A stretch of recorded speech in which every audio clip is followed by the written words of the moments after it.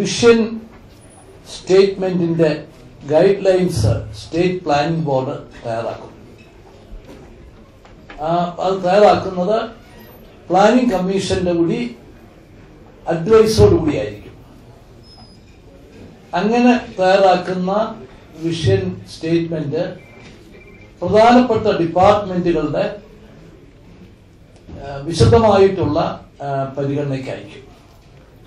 അങ്ങനെ ഒരു vision document തയ്യാറാക്കി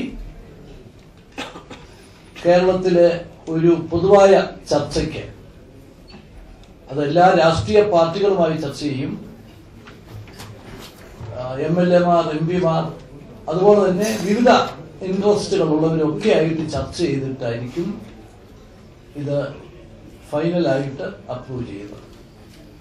ഇത് കേരളത്തിൽ മാത്രമല്ല, ഇന്ത്യയിൽ തന്നെ ആദ്യമായിട്ടുള്ളതാണ് ഇത്രയും ദീർഘകാലത്തേക്കുള്ള ഒരു പരിപാടിയെ കുറിച്ചുള്ള ഒരു രൂപരേഖ തയ്യാറാക്കുന്നത്. ആ കാര്യത്തില് എല്ലാവരുടെയും നല്ല സഹകരണം കിട്ടി. ഇത് കഴിഞ്ഞതിന് ശേഷം ഇന്ന് തിരുവനന്തപുരത്ത് ഉള്ള മന്ത്രിമാരെല്ലാവരുമായിട്ട് ഡെപ്യൂട്ടി ചെയർമാന് ഇന്ററാക്ഷൻ നടത്തുന്നുണ്ട്. കേരളത്തിന്റെ വളരെ വർഷങ്ങളായിട്ടുള്ള ആവശ്യങ്ങൾ വളരെ അനുഭാവപൂർവമായിട്ട് പരിഗണിക്കും എന്നാണ് ശ്രീ അലുവാലിയജി ഇന്നത്തെ ചർച്ചയ്ക്കിടയിൽ പറഞ്ഞത്. കാരണം കേന്ദ്രം പല പരിപാടികൾ ആവിഷ്കരിക്കുന്നുണ്ട്. അത് നടപ്പിലാക്കുന്നതിന് ഒരു ഫ്രീഡം വേണം സംസ്ഥാനങ്ങൾക്ക്.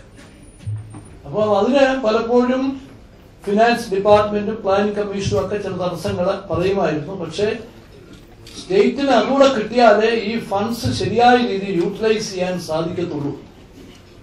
അപ്പൊ അതിന് ഒരു അനുഭാവപൂർവമായിട്ടുള്ളൊരു സമീപനം പ്ലാനിംഗ് കമ്മീഷന്റെ ഭാഗത്തു നിന്നുണ്ടാകും എന്ന് പറഞ്ഞിട്ടുണ്ട്. നമ്മൾ പ്രത്യേകമായിട്ട് ചൂണ്ടിക്കാണിച്ചിട്ടുള്ള കാര്യം നരേഗ, PMGSY, NRHM